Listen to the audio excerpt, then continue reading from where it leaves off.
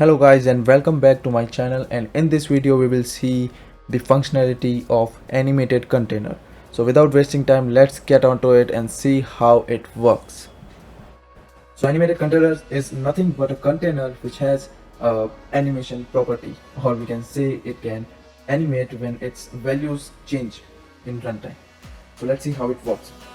So let's just remove this hello fox because we have already done hello heights, and I will use a container having a height of 150, width of 150, and having a color as green. So this is a container, and now let's change it to animated content. You can see there is a red line because our property which is required is missing, which is duration. It is nothing but the duration of your animation. Let's just set it to 3 seconds for now and save it. You can tap on it, do anything, it won't change anything because we haven't changed any properties here. So let's just use an example of height and width. Let's just set it to 100 and set width to 100. Okay, and now let's just create a function which will be animate, and set state the height to 300 and the width to 300. Okay, and now let's just take a floating action button over here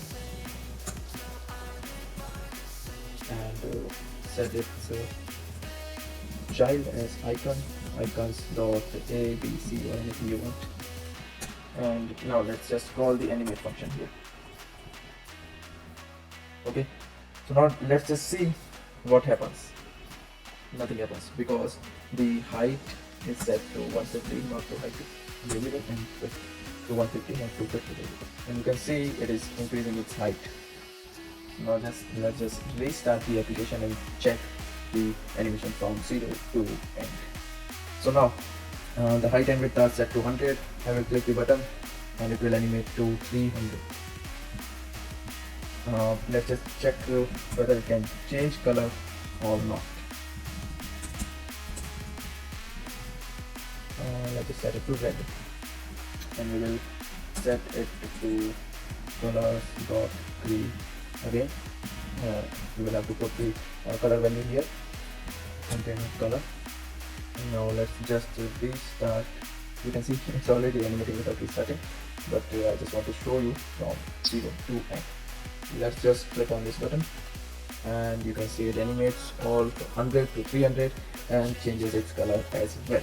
So this was a video where I showed you how you can use animated container. There are far more ways you can use it, but this was just an example how you can use it. So we will meet in the next video, and till then, like, subscribe and comment if you have any issues. Thanks for watching.